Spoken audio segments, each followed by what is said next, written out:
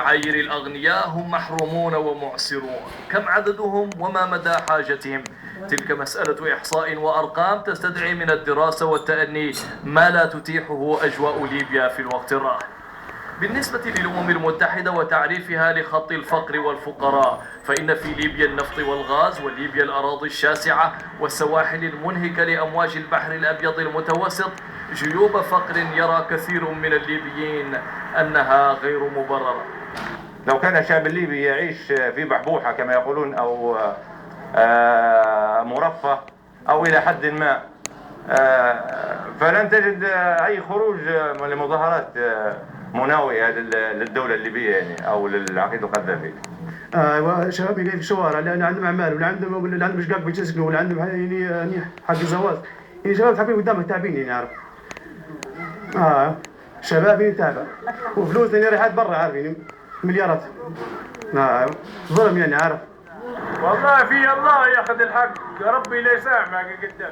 عقود 4 ينسب إليها كثير من التجهيل والتهميش، وتركة ثقيلة يجتهد الكبار للنهوض بها تخفيفا للعبء عن كواهل غض لأبناء ليبيا وبناتها علهم ينعمون بغد أفضل.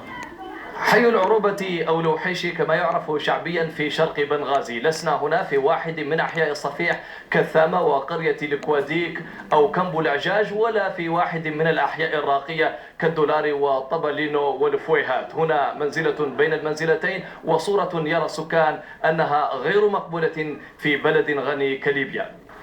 متربة هي الشوارع ومغبرة في الصيف، موحلة شتاء حين تحيلها الأمطار إلى مستنقعات حتى في قلب أرقى الأحياء. فالمباني الجميلة وقد أثمرتها جهود شخصية لقلة من الأثرياء لا تحجب الغياب الواضح للبنيات التحتية وآثار الدولة الغنية على الورق فقط كما يقول منتقدوها.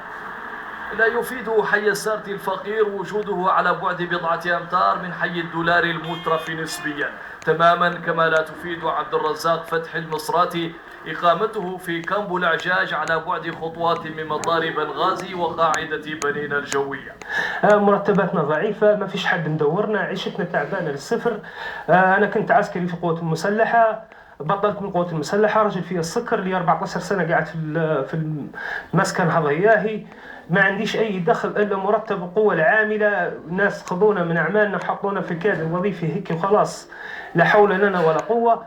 السكن غير اللائق من منغصات الحياة، لكن المنغص الرئيسي يتمثل في انعدام الأمن وانقطاع الصلة بالأقارب في مدن تحاصر وتدك صباح مساء بينها مصرات. أقسم بالله ما ندري عليه ولا شو نسوي فيه، أقسم بالله. بيبون هذه الجزيرة بنغازي.